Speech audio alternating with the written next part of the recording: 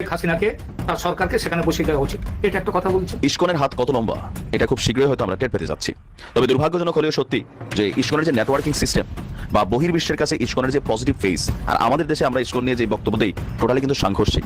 ISKCON নেতা চিন্ময় কৃষ্ণ দাসের নিঃশর্ত মুক্তির দাবিতে সরগরম ওপার বাংলা। চিন্ময় কৃষ্ণ দাসের গ্রেফতার ও সংখ্যালঘুদের উপর কথিত হামলার ঘটনা নিয়ে ভারতের সরকার ও প্রধান রাজনৈতিক দল বিজেপি ও কংগ্রেস বেশ আগ্রাসী প্রতিক্রিয়া দিচ্ছে। ভারত সেনা সমাবেশ করেছে, শুধু সেনা সমাবেশ নয়, যুদ্ধের আরো বেশ কিছু সম্ভার মানে যুদ্ধাস্ত্র সেখানে নিয়ে যাওয়া হয়েছে। ভারত বিরোধিতা বাংলাদেশের যত বাড়বে তত দ্রুত শেখ হাসিনা পুনর্বাসনের দিকে এগিয়ে আসবে। হচ্ছে বাংলাদেশে সাম্প্রতিক সময়ে সাম্প্রদায়িক উত্তেজনা বাড়ছে। ইসকন প্রধান চিন্ময় কৃষ্ণ দাসকে গ্রেফতার ইস্যুতে ভারত এবং বাংলাদেশের সম্পর্ক এখন ইতিহাসের বলা যায় সবচেয়ে বেশি তিক্ততম সম্পর্কে পরিণত হয়েছে। এই ঘটনার মধ্যে যুক্তরাজ্য বাংলাদেশে তাদের নাগরিকদের ভ্রমণে সতর্কতা জারি করেছে। বাংলাদেশ কি তাহলে আন্তর্জাতিক বিশ্বের কাছে অনিরাপদ দেশ হিসেবে চিত্রিত হচ্ছে? আওয়ামী লীগে তো ভালো আছিল, কিন্তু তার নীতিগুলো খারাপ আছিল। বর্তমান যে দেশের পরিস্থিতি, এই অবস্থায় কেমন আছেন? এদিকে রোড ঘাট রাস্তা সমস্ত কিছু মনে করেন চলাফেরা, মানুষের কামাই রুজি অনেক বন্ধ ভাই, যার জন্য এখন বর্তমানে অনেক অসুবিধায় আছি আমরা। মোটামুটি আপনার মতামত, আওয়ামী লীগ সরকারের সময় ভালো ছিলেন না এখন ভালো আছেন? না, আওয়ামী লীগ সরকার থাকাকালীন সব দিক দিয়েই ভালো ছিলাম। তাহলে এই যে ছাত্র জনতা যে আন্দোলন করলো, এই আন্দোলনে সাধারণ জনগণের কি লাভ হয়েছে? আমি তো মনে করি লাভ না ক্ষতি, ছাত্রদেরও ক্ষতি, দেশেরও ক্ষতি, সব দিক দিয়ে। আসসালামু আলাইকুম দর্শক, নতুন একটা সংবাদে আপনাদের আবারও স্বাগতম। প্রিয় দর্শক, বর্তমান বাংলাদেশের যে রাজনৈতিক অবস্থা এবং যে প্রেক্ষাপট চলছে তারই উপর ভিত্তি করে কয়েকটি খবর নিয়ে আজ আমি আপনাদের সামনে আবারও হাজির হয়েছি। ভিডিও শুরুটা দেখেই হয়তো আপনারা বুঝতে পেরেছেন আজকের খবরটা কতটা গুরুত্বপূর্ণ হতে চলেছে। প্রিয় দর্শক, যারা ভিডিওটি অন করেছেন তারা ভিডিওটি না টেনে পুরো ভিডিওটি দেখতে থাকুন। আর যারা এখনো আমার চ্যানেলটি সাবস্ক্রাইব করেননি তারা দয়া করে সাবস্ক্রাইব করুন নতুন নতুন খবর আপডেট পেতে। তো দর্শক, বেশি কথা আর বলবো না, চলুন দেখে আসা যাক কি আছে আজকে আমাদের তাজা খবরে। চলুন। ডিফিকাল্ট সময় পার করতে হবে আমাদের, এবং আমরা যেন দেশ এবং জাতিকে একটা ভালো জায়গায়, একটা নিরাপদ জায়গায় নিয়ে যেতে পারি, সেজন্য আমাদের জন্য দোয়া করবেন। দেখো মমতাদি, ভালোবাসা কিন্তু মারি ছিল, ভালোবাসা থাকবে, কিন্তু আজকে দিদি তুমি যে কথা বলেছো মারি, যদি তোমাকে দিদি না রাখতুম তাহলে কিন্তু ছুটিয়ে লাল করে দিতাম মাইরি। তবে তোমার উচিত এই ঘটনা নিয়ে ক্ষমা চাওয়া, কারণ এপার বাংলা ওপার বাংলাতে আমরা কমন একটা জিনিস কিন্তু সবসময় রেখেছি। আমি সে প্রথম থেকে তোমাকে ভালোবেসেছি দিদি, সবসময় তোমাকে সাপোর্ট করেছি যৌক্তিক ইস্যুতে, বিশেষ করে পশ্চিমবঙ্গে সারা ভারতবর্ষের তুলনায় তোমার যে কৃতিত্ব সেটা সম্মানের। কিন্তু আজকে বাংলাদেশ ইস্যুতে মারি তুমি যেই আহ্বান জানিয়েছো তোমার দাদার কাছে, সেজন্য দিদি তুমি এই বক্তব্য অতি দ্রুত প্রত্যাহার করো, নয়তো ছুটিয়ে কিন্তু বাঙালিরা লাল করে ফেলবে। হ্যাঁ, কলকাতা বাংলাদেশ আমরা একসাথে আছি, ভালোবাসি, সেটা আলাদা। আজকে বাংলাদেশ ইস্যুতে মমতা দিদির যে বক্তব্য সেটা বাংলাদেশের আভ্যন্তরীণ বিষয়ে যেমন হস্তক্ষেপ, এর পাশাপাশি সার্বভৌমত্ব ইস্যুতেও এটা বিশাল একটা ঝামেলা। আরে ভারতের মধ্যে এই মুহূর্তে যা ঘটছে, যা চলছে, তোমরা তোমাদের দেশে শান্তি বাহিনী নিয়ে যাও, আমাদের দেশে দরকার নাই। আমাদের দেশে যেগুলো হচ্ছে দুই চারটা গোষ্ঠী এগুলো আছে, উস্কাইনা গোষ্ঠী, এদেরকে জনগণের সাইজ করার জন্য এনাফ। দর্শক, এই মুহূর্তে বাংলাদেশে প্রয়োজনে জাতিসংঘের শান্তিরক্ষা বাহিনীর সদস্য পাঠানোর আহ্বান জানিয়েছেন ওয়ান এন্ড অনলি ব্লুটুথ চিরকুমারী মমতা দিদি। আর এজন্য ভারতের প্রধানমন্ত্রী নরেন্দ্র মোদীর ব্যক্তিগত হস্তক্ষেপ চেয়েছেন তিনি। এখন আমরা কি জাতিসংঘের শান্তিরক্ষী বাহিনী চাইছি? রায়ট আসছে আমাদের এখানে, নাকি মানে জায়গির পাইছে বাংলাদেশকে? এই জন্য মারি ভালোবাসাটা মাঝে মাঝে টান পড়ে যায় বলছি। বিধানসভার শীতকালীন অধিবেশনে প্রশ্নোত্তর পর্বে মমতা বন্দ্যোপাধ্যায় এই বিষয়ে কেন্দ্রীয় সরকারের নীতির সঙ্গে সহনীতি অনুসরণ করার কথা ঘোষণা করেছেন। ভারতীয় সংসদে বাংলাদেশের অভ্যন্তরে সংখ্যালঘু নির্যাতনের বিষয়ে নিজেদের অবস্থান ব্যাখ্যা করতে কেন্দ্রীয় সরকারের প্রতি দাবি জানিয়েছেন। এখন আমরা যদি কূটনীতিকে একটু ফলো করি যে একটা দেশ আরেকটা দেশের কোন কোন বিষয়ে কথা বলতে পারে, মানবাধিকার লঙ্ঘন, এটা নিয়ে সারা পৃথিবীর যে কোনো দেশ যে কোনো দেশের বিরুদ্ধেই কথা বলতে পারে যেখানে মানবাধিকার লঙ্ঘন হবে। বাট যখন ধর্মীয় ইস্যু আসবে, আরও বিভিন্ন ইস্যু আসবে, যদি সেখানে মানবাধিকার লঙ্ঘনের ঘটনা ঘটে, দেন কথা বলার সুযোগ আছে, সেটা নিয়ে নিন্দা করার সুযোগ আছে, পরামর্শ দেওয়ার সুযোগ আছে। কিন্তু নিজের দেশের মাধ্যমে এই দেশের সেনাবাহিনী পাঠানো, এটা পাঠানো, সেটা পাঠানো, এটা কি আসলে কূটনৈতিকভাবে এই ধরনের বক্তব্য দেওয়ার শিষ্টাচারের মধ্যে পড়ে? অবশ্যই পড়ে না। আর ওই দেশের সাংবাদিকরা বাংলাদেশকে নিয়ে যে পরিমাণ মিথ্যা প্রোপাগান্ডা ছড়াচ্ছে, মানে আমি নিজেও বলি, যারা কলকাতা থেকে আমাকে অনেকে দেখেন, অনেকে আমার ভিডিও দেখেন, আমি জানি, ইনবক্সও মেসেজ করেন, মেইল করেন, পাশাপাশি আপনাদের কমেন্টস আমি দেখি। দেখেন আমাদের বাংলাদেশে এই মুহূর্তে যেটা হচ্ছে এটা পলিটিক্যাল একটা অবস্থান থেকে কিন্তু এই ধরনের একটা নোংরা খেলা চলছে, যেটার পক্ষে আমিও না, এটার পক্ষে কিন্তু আমার অবস্থানও না। ধর্ম যার যার, বাংলাদেশ সবার, প্রত্যেকটা ধর্মের মানুষের এই দেশে তার ধর্মকর্ম, তার ব্যক্তিজীবন, স্বাধীনতা উপভোগ করার অধিকার রয়েছে। আর এগুলোতে যারা হস্তক্ষেপ করবে এদেরকে ছুটিয়ে লাল বাংলাদেশের জনগণই করবে। এখন ভারত কেন তো অতি উৎসাহী ভূমিকা পালন করছে, বিশেষ করছে আপনি দেখেন পশ্চিমবঙ্গ এই মুহূর্তে আমি দেখলাম যে অন্যান্যবারের তুলনায় এই ইস্কন ইস্যুতে, চিন্ময় কৃষ্ণা ইস্যুতে পশ্চিমবঙ্গের যে অবস্থান, হয়তো তাদের মিডিয়ার কারণে ভারতের আমজনতা বাংলাদেশের ইস্যুটাকে ভুল বুঝছে। ঘটনা কি, তারা ঘটাচ্ছে কি, মানে যেই বেটির বিয়ে হয়েছে না ওই বেটির পেটে বাচ্চা দিয়ে লাইছে, মানে অবশ্য এখন হয় এরকম আলাদা, তারপরে মানে বিষয়টা এরকমই আর কি।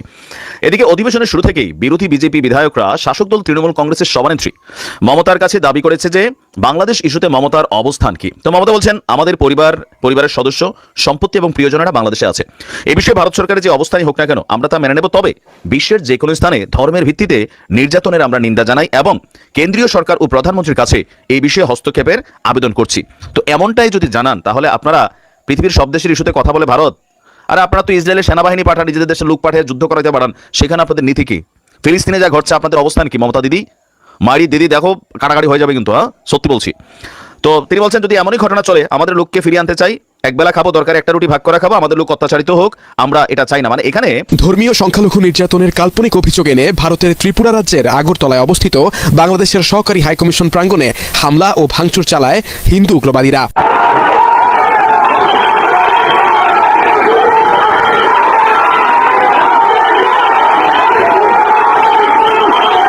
ভারতের আগরতলার কুঞ্জবনে অবস্থিত বাংলাদেশ দূতাবাস হামলা করেছে উগ্র হিন্দুত্ববাদীরা। সোমবার দুপুরের পর এই ঘটনা ঘটে। 18 কোটি লোকের দেশ, এটা অন্য ছোটখাটো দেশ আপনাদের আশেপাশে আছে তা নয়। আপনারা আমাদের এখানে ভিন্ন ধর্মাবলম্বীর কথা বলেন, নিজের দিকে তাকালে বোধহয় ভালো হয়, কিন্তু ওনারা যদি আওয়ামী লীগে তো ভালো আছে, কিন্তু তার নেতৃত্বগুলো খারাপ আছিল। বর্তমান যে দেশের পরিস্থিতি, এই অবস্থায় কেমন আছেন? তেমন সুবিধাজনক না ভাই, দেশের পরিস্থিতি বহুত খারাপ। কারণ এদিকে রোড ঘাট রাস্তা সমস্ত কিছু মনে করেন চলাফেরা, মানুষের কামাই রুজি অনেক বন্ধ ভাই, যার জন্য এখন বর্তমানে অনেক অসুবিধায় আছি আমরা। মোটামুটি আপনার মতামত, আওয়ামী লীগ সরকারের সময় ভালো ছিলেন না এখন ভালো আছেন? না, আওয়ামী লীগ সরকার থাকাকালীন সব দিক দিয়েই ভালো ছিলাম। তাহলে এই যে ছাত্র জনতা যে আন্দোলন করলো, এই আন্দোলনে সাধারণ জনগণের কি লাভ হয়েছে? আমি তো মনে করি লাভ না ক্ষতি, ছাত্রদেরও ক্ষতি, দেশেরও ক্ষতি, সব দিক দিয়েই ক্ষতি। এটা বাস্তবায়ন হবে বলে মনে হয় না। মানে যে উদ্দেশ্যে ছাত্রছাত্রীরা আন্দোলন করেছে, সাধারণ জনগণ আন্দোলন করেছে, এটার সঠিক বাস্তবায়ন হবে বলে মনে করছেন? আমি মনে করছি না, এটা সঠিক না।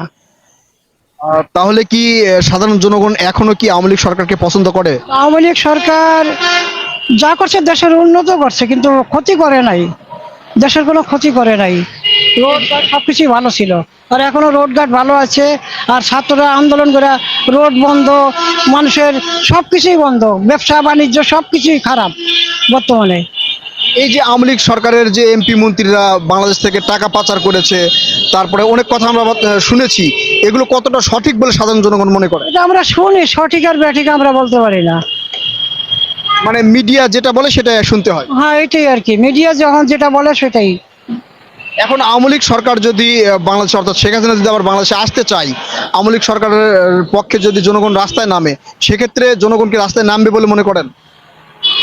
সেটা আমার সঠিক জানা নাই, কারণ আওয়ামী লীগ সরকারের যদি মানুষ ভালোবাসে আওয়ামী লীগ সরকারের পাশে থাকবে, আর যদি ছাত্র জনতার আন্দোলনের পিছনে মানুষ থাকে তাহলে মানুষ থাকবো। আপনার সাধারণ জনগণ হিসেবে আপনার মতামত? আমার মতামত মনে করেন, যখন আমরা ভালো ছিলাম, আওয়ামী লীগ সরকার থাকতো আমরা ভালো ছিলাম, কিন্তু এখন আমাদের পরিস্থিতি ভালো না। আওয়ামী লীগ সরকারের নামের পাশে থাকবো, ইনশাল্লাহ থাকবো। মানে এখনো সাধারণ জনগণ আওয়ামী লীগকে ক্ষমতায় বসানোর জন্য রাস্তায় নামবে বলে আপনারা মনে করছেন? ক্ষমতা জিনিস সম্বন্ধে আমরা কিছু বলতে পারি না, কারণ ক্ষমতার লোক আছে, নেতা আছে, মন্ত্রী আছে, দেশের বড় বড় লোক আছে, তারা বুঝি, ওটা আমরা বুঝি না। কিন্তু সাধারণ জনগণ হিসেবে আপনি আওয়ামী লীগের পাশে থাকেন? কাজ করি, ভাত খাই ভাই। হ্যাঁ, আওয়ামী লীগ থাকতে আমরা ভালো ছিলাম, এখন আমরা ভালো নাই। আওয়ামী লীগ সরকার ভালো ছিল। আওয়ামী লীগ সরকার মানে শেখ হাসিনা ভালো ছিল? হ্যাঁ, তার বিপার্টিগুলো ভালো ছিল না। মানে তার যারা এমপি মন্ত্রী ছিল তারা ভালো ছিল না? হ্যাঁ, তারাই ভালো ছিল না, তারই জন্যই তো ওরা অবনতি হয়ে গেছে। আচ্ছা, এই যে শেখ হাসিনা যে আন্দোলনের ফলে পালিয়ে গেল, এর কারণ কি বলে মনে করছেন? আল্লাহ জানে, ওরাই দেখবেন। আমরা তো কোনো সরকারি করি না, আমরা তো কোনো সরকারি করি না, আমরা তো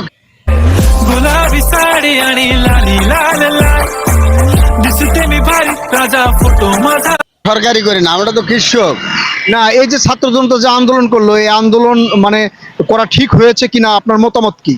এরা শিক্ষা মানে যারা বিএ পাস এমএ পাস করে আছে তারা তো চাকরি পায় না, আবার মুক্তি বাহিনী মেট্রিক পাশও করায়নি তাই চাকরি পায়। এই জন্যই তো আন্দোলন চলছে। তাহলে আন্দোলন করাটা সঠিক ছিল। হ্যাঁ, অবশ্যই সঠিক, এটাই সঠিক।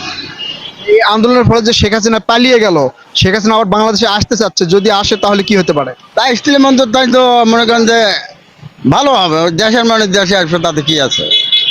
মানে শেখ হাসিনা বাংলাদেশে আসলে ভালো হবে বলে মনে করছে? অবশ্যই ভালো হইব, দেশের মানুষ দেশে আসবে না, কই আসবো? এই যে আওয়ামী লীগের লোকজন, মানে শেখ হাসিনা না করলেও যে এমপি মন্ত্রীরা লুটপাট করেছে, তারপরে যে ছাত্র জনতাকে মেরে ফেলার একটা নির্দেশনা দিয়েছে, এটা আপনারা কি মনে করেন? তাদের কি বিচার হওয়া উচিত? এখন কথা হলে কি বিচার সরকারে করবি, বুঝলেন না? আমরা তো পাবলিক বিচার করতে পারবো না। মানে আপনারা সাধারণ জনগণ হিসেবে কি বিচার চান? আর জনগণ হিসেবে আমরা কোনো বিচার চাই না। এই যে আওয়ামী লীগের এমপি মন্ত্রীদের বিচার চাচ্ছেন না? না, কারো বিচার আমরা চাই না। প্রতিবাদ করলে তো ক্ষতি হয়, দেশের ক্ষতি হয় প্রতিবাদ করলে। তো অবশ্যই প্রতিবাদ না করে যাই যেভাবে আছে ওইভাবে থাক।